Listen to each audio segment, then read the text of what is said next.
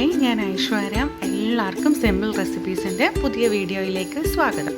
അപ്പോൾ നമ്മൾ ഇന്നിവിടെ ഉണ്ടാക്കാൻ പോകുന്നത് പഴംപൊരിയാണ്. എല്ലാവർക്കും അറിയാവുന്ന റെസിപ്പി തന്നെയാണ് പഴംപൊരി.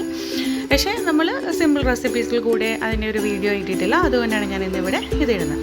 പഴംപൊരി എന്ന് പറഞ്ഞു കഴിഞ്ഞാൽ പിന്നെ കുഞ്ഞു കുട്ടികൾ മുതൽ മുതിർന്നവർ വരെ എല്ലാവർക്കും ഇഷ്ടമുള്ള സാധനമാണ്. അപ്പോൾ നമുക്ക് എങ്ങനെയാണ് വളരെ ടേസ്റ്റി ആയിട്ടുള്ള ഈസി ആയിട്ടുള്ള പഴംപൊരി ഉണ്ടാകുന്നതെന്ന് നോക്കിയിട്ട് വരാം. നമ്മൾ പഴംപൊരി ഉണ്ടാക്കാൻ വേണ്ടി ആദ്യം ചെയ്യുന്നത് അതിൻ്റെ ബാറ്റർ തയ്യാറാക്കി എടുക്കുക എന്നുള്ളതാണ്. അപ്പം നമ്മൾ ബാറ്റർ തയ്യാറാക്കി എടുക്കുന്നത് മൈദ ഉപയോഗിച്ചിട്ടാണ്. അപ്പം ഞാനിവിടെ 2 കപ്പ് മൈദയാണ് ഇത് തയ്യാറാക്കി എടുക്കാൻ ഉപയോഗിക്കുന്നത്. ഞാൻ ഏകദേശം ഒരു 10 പഴത്തോളം എടുത്തിട്ടുണ്ട്. അതിന് ഒരു 2 കപ്പ് മൈദയുടെ ആവശ്യമുള്ളൂ. നിങ്ങളുടെ കയ്യിൽ പഴം കുറവാണെങ്കിൽ അതിനനുസരിച്ച് എടുക്കുന്ന മൈദയുടെ അളവിൽ വ്യത്യാസം വരുത്തുക. ഇവിടെ എടുത്തല്ലോ. ഇനി അതിലേക്കാണെങ്കിൽ ഞാനിപ്പം അരിപ്പൊടിയാണ് ചേർത്ത് കൊടുക്കുന്നത്. 2 ടീസ്പൂൺ അരിപ്പൊടി ചേർത്ത് കൊടുക്കുന്നുണ്ട്. നിങ്ങളുടെ കയ്യിൽ അരിപ്പൊടി ഇല്ല, റവയാണുള്ളതെന്നുണ്ടെങ്കിൽ റവ ചേർത്താലും മതി. ഞാൻ റവ ചേർത്തും ഉണ്ടാക്കിയിട്ടുണ്ട്. യാതൊരുവിധ ടേസ്റ്റ് വ്യത്യാസം ഉണ്ടാവത്തുമില്ല. നമുക്ക് കടയിൽ നിന്ന് വാങ്ങിക്കുന്ന അതേപോലെ തന്നെ കിട്ടും. പിന്നെ ആവശ്യാനുസരണം ഉപ്പ്, ഒരു നുള്ളു ഉപ്പ് ചേർത്താൽ മതി. ആ മധുരം ഒന്ന് ബാലൻസ് ചെയ്യാൻ വേണ്ടി മാത്രമാണ് ഉപ്പ് ചേർക്കുന്നത്. പിന്നെ ഒരു കളർ കിട്ടാൻ വേണ്ടി ഒരല്പം മഞ്ഞൾപ്പൊടി ചേർത്ത് കൊടുക്കും. അല്ലാതെ വേറെ കളറൊന്നും ചേർത്ത് കൊടുക്കേണ്ട കാര്യമില്ല. മഞ്ഞൾപ്പൊടിയുടെ ഒരു കളർ തന്നെ നമുക്ക് ധാരാളമാണ്. അപ്പോൾ ഇത് നന്നായിട്ട് അങ്ങോട്ട് മിക്സ് ചെയ്തെടുക്കുക. അപ്പോൾ മിക്സ് ചെയ്യുന്ന ഒന്നുകിൽ നമുക്ക് കൈകൊണ്ട് മിക്സ് ചെയ്യാം. കൈ നല്ലോണം വാഷ് ചെയ്തിട്ട് കൈകൊണ്ട് തന്നെ മിക്സ് ചെയ്യാം.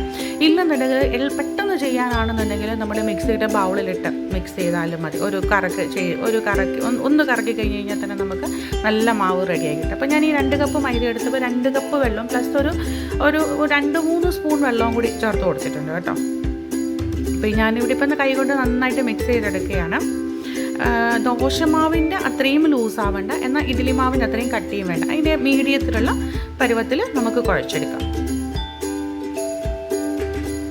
നമ്മുടെ ബാറ്റർ ഇവിടെ റെഡി ആയിട്ടുണ്ട്.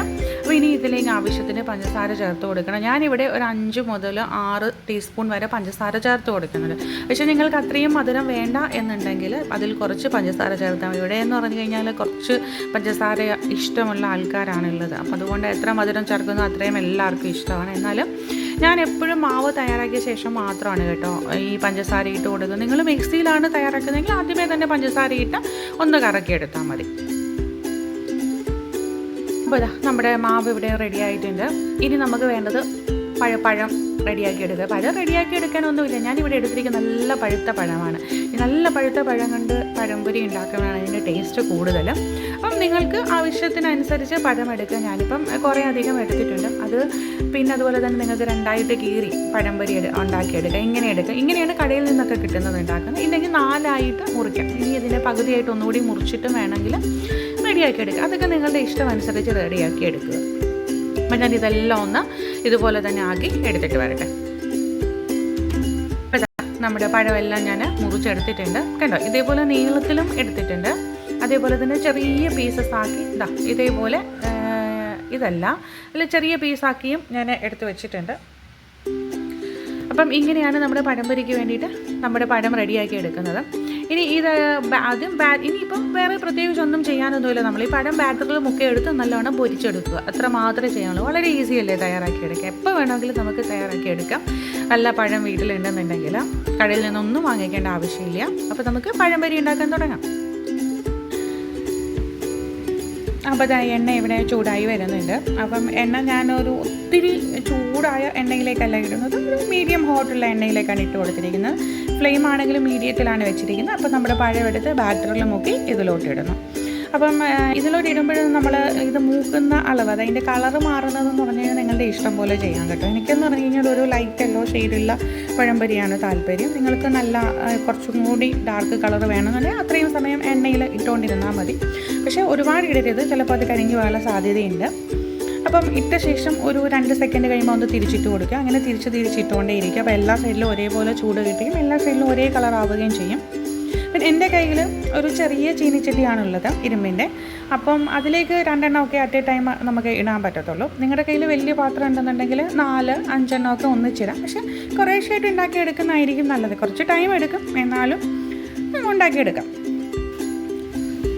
പിന്നെ വേറൊരു കാര്യം ശ്രദ്ധിക്കേണ്ടത്, നമ്മൾ എണ്ണയിലേക്ക് ഇടുമ്പോഴാണെങ്കിൽ അത് പെട്ടെന്ന് അങ്ങ് ഒട്ടിപ്പിടിക്കുന്ന പോലെ ഇപ്പോൾ ഇതിൽ കാണുന്ന പോലെ പിടിക്കുന്ന പോലെ തോന്നും. അങ്ങനെയാണ് ആയാൽ തന്നെ ഒട്ടും ടെൻഷൻ അടിക്കേണ്ട കാര്യമില്ല. കാരണം അതൊന്ന് നമ്മൾ കോരി വെച്ചിട്ട് ഇച്ചിരി തണുത്ത് കഴിയുമ്പോൾ അതിങ്ങനെ വിട്ട് വരുന്നതായിരിക്കും. അതുകൊണ്ട് അതൊന്നും ആലോചിച്ച് യാതൊരുവിധ ടെൻഷനും വേണ്ട. അപ്പോൾ ഞാൻ അടുത്തതും ബാച്ചും ഉണ്ടാക്കിയെടുക്കുകയാണ്. ഇങ്ങനെയെല്ലാം എനിക്ക് ഉണ്ടാക്കിയെടുക്കണം. ഏകദേശം ഒരു 10 പഴം ഞാൻ എടുത്തിട്ടുണ്ട്. പിന്നെ ഈ ചട്ടി ചെറുതായതുകൊണ്ട് ഞാൻ നീളത്തിലുള്ളത് മാറ്റിയിട്ട് ഒരു പഴത്തെ തന്നെ 4ആയിട്ട് മുറിച്ചിട്ടാണ് ഇവിടെ ഉണ്ടാക്കുന്നത്.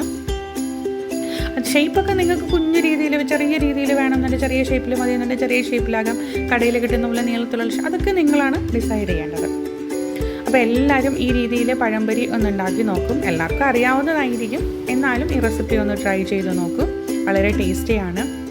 എത്ര പലഹാരങ്ങൾ വന്നാലും പഴംപൊരിയോട് ആൾക്കാർക്കുള്ള ഇഷ്ടം ഒരിക്കലും മാറത്തില്ല. അത്ര ടേസ്റ്റാണ്. എപ്പോഴും ശ്രദ്ധിക്കേണ്ട ഒരു കാര്യം എന്ന് പറഞ്ഞു കഴിഞ്ഞാൽ നല്ല പഴുത്ത പഴം ഉപയോഗിച്ച് ചെയ്യാൻ ശ്രമിക്കുക.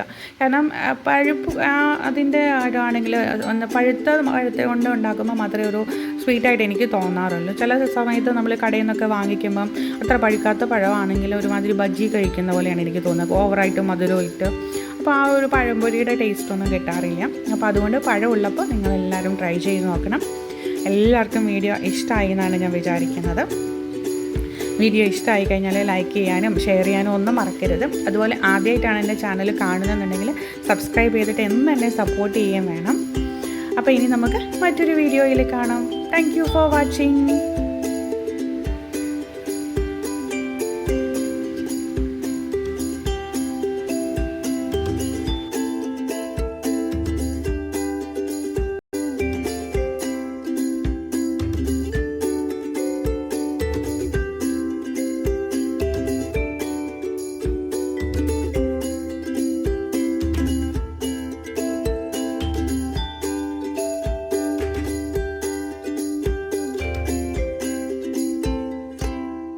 അപ്പോൾ ഞാൻ ഏകദേശം ഉണ്ടാക്കിയ പഴംപൊരി ഇത്രയുമൊക്കെ ആയി വരുന്നുണ്ട്. ഇനിയും കുറച്ചുകൂടി ഉണ്ടാക്കാനുണ്ട്, അത് പിന്നീടേ ഉണ്ടാക്കത്തുള്ളൂ. അപ്പോൾ നിങ്ങളെ ജസ്റ്റ് ഒന്ന് കാണിക്കാൻ വേണ്ടിയിട്ടാണ്.